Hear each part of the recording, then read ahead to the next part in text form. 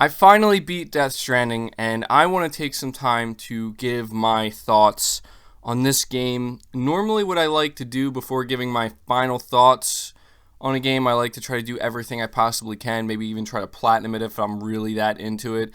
But in this case, I had to immediately make this video after I completed the game because Death Stranding's story is absolutely insane, and there are some pretty big twists that happen in this, and obviously this video is going to contain major spoilers. I should have a flash warning in the beginning of this video, but for anybody who may miss it, do not watch or listen to this video if you do not want Death Stranding spoiled for you in any capacity, because we are going to be going over all of the big points within this video. So there's your warning. Now, I will say that Death Stranding on a story level did not disappoint. There was a little bit of a twist at the end, which Hideo Kojima is known to do these kind of things to kind of mess with you a little bit, where I thought the game was over. And what I'm talking about is, for anybody who beat the game, you know exactly what I'm talking about. When you're running around on Sam's beach and the credits are rolling, and every couple of minutes he gets tired and he sits down and Amelie appears, and she's essentially just walking around you as you're sitting there explaining the entire story, everything that has happened up until this point, which was a little bit annoying to me, but I guess it only felt that way because I was just kind of doing the golden path, I guess you could say. I was just kind of following the story straight through. I wasn't doing any side activities. I planned to do all that stuff afterwards.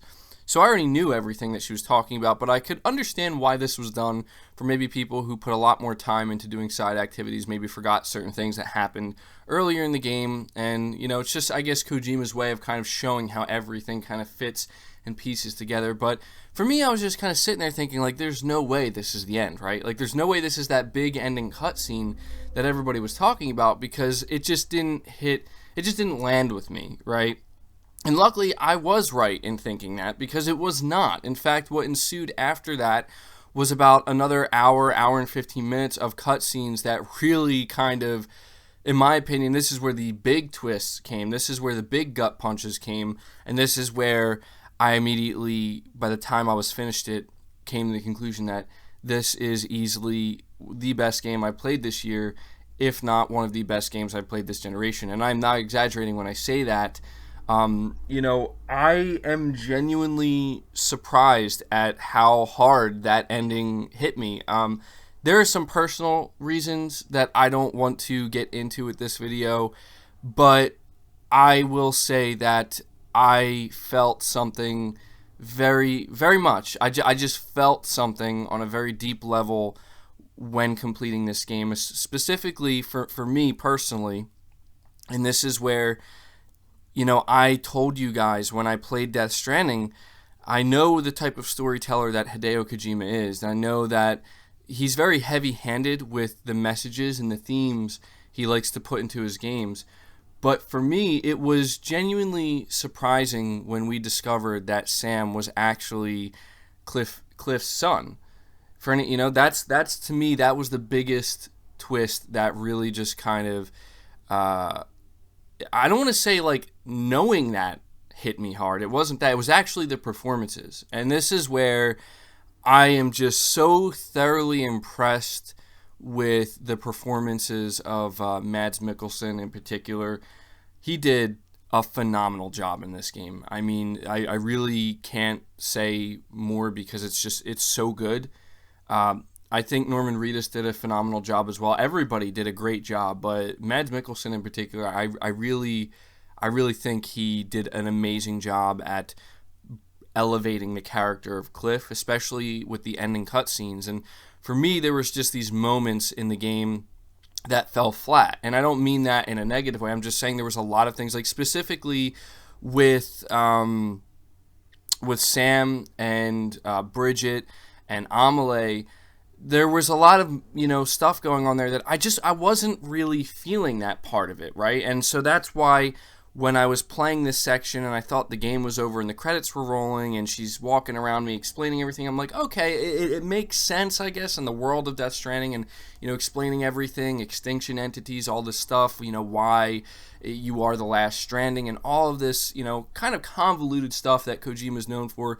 But then there is the big, gut punch at the end when BB is dead and you find out he's dead, and this comes not this is happening at the same time that you're learning that, not BB actually, Lou, right?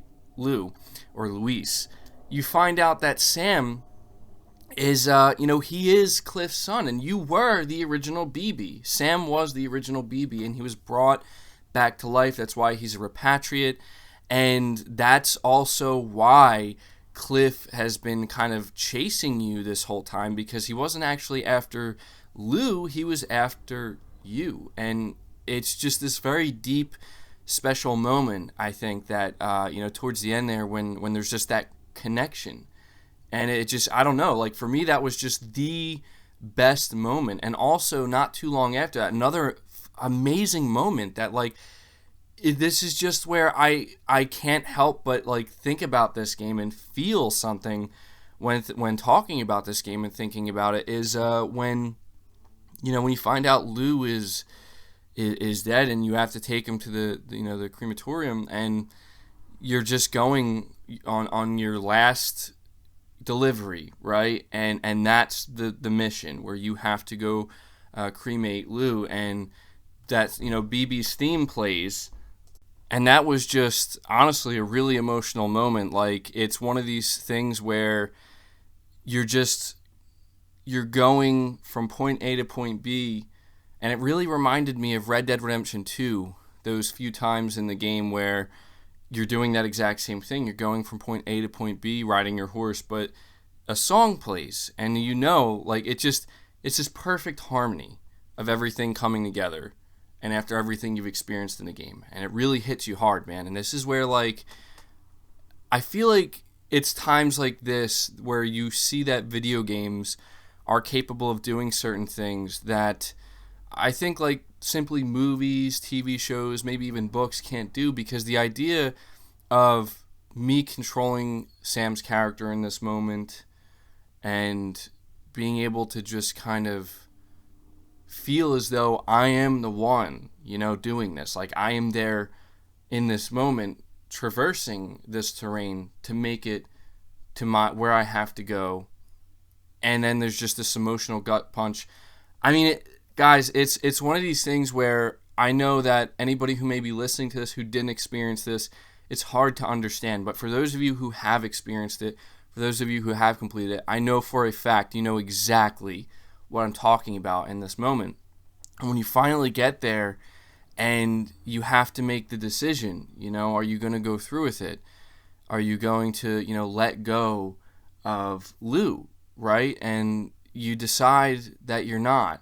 And he actually takes Lou out of the pod, and it's really sad. It's a sad moment, and Lou is dead, and Sam is trying desperately to revive him in any way he can, and it's starting to look like he's not going to be able to revive him. But then, at the last moment, he does get revived. And I have to imagine that maybe that was because of Amelie, right? Exactly what she did for Sam when, we found out that Die Hardman was the one. Well, it technically wasn't Die Hardman. If you watch the cutscene, you'll see that Bridget was actually holding the gun with Die Hardman, so it was like both of them kind of shot and killed Cliff and Sam when he was the original BB. And it's just, talking about other people's performances here, Die Hardman's was that Tommy Earl Jenkins. He did a phenomenal job as well. He had a couple moments in the game where